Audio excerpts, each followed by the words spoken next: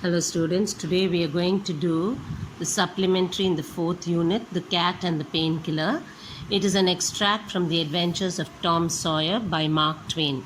Now, The Adventures of Tom Sawyer is a novel or a story about a young boy named Tom Sawyer who grew up along the Mississippi River at St. Petersburg.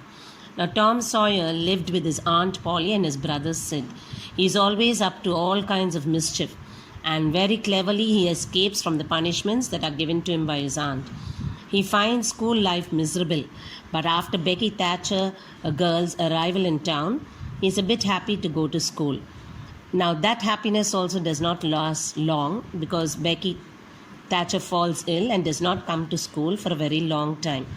Now, board of schools, Tom does not want to go to school because Becky Thatcher is not there. So he decides to play a prank on his Aunt Polly and say that he is really sick and he can't go to school. Now he became very unhappy. The charm of life was gone. There was nothing left. So there was no joy anymore in him. So Aunt Polly was concerned about Tom. So she wanted to try all kinds of new methods to make him be healthy so that he can go back to school. She didn't like to see Tom unhappy. Now she began to try all manners of remedies on Tom. She tried a water treatment, and then she had him out at daylight every morning, stood by the woodshed and drowned him in cold water. Then she rubbed him hard down with a towel like a file.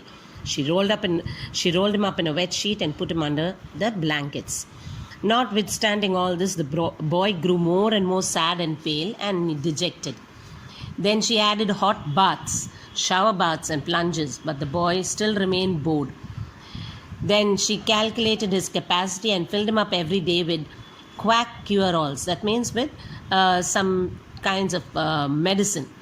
He became fed up, and so he thought of various plans of relief.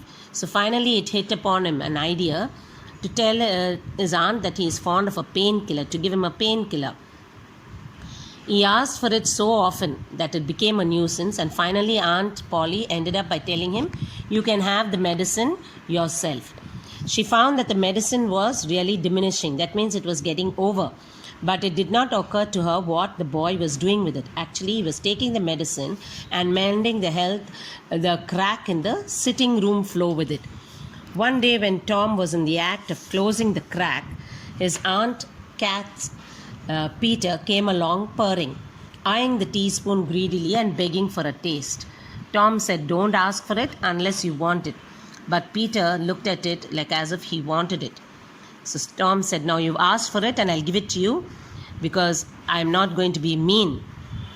So Tom opened the mouth of the cat and poured down the painkiller. Immediately the medicine began to work on Peter. Peter sprang a couple of yards in the air and he delivered a war whoop and set off around and round the room, banging against all the furniture, upsetting the flower pots and making a general confusion.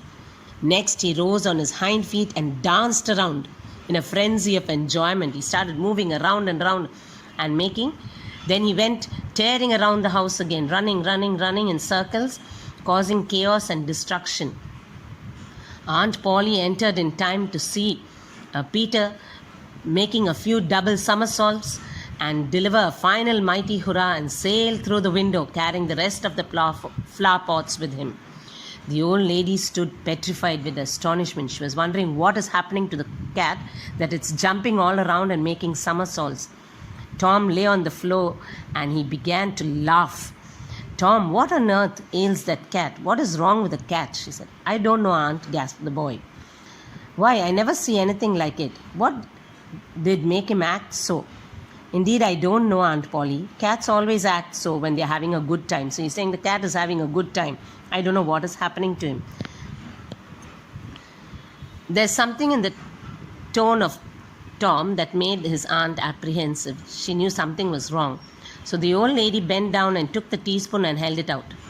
And then Aunt Polly raised him she caught onto his ear and cracked him soundly with a thimble on his head. "Now, sir, what did you want to treat that poor dumb beast so for?"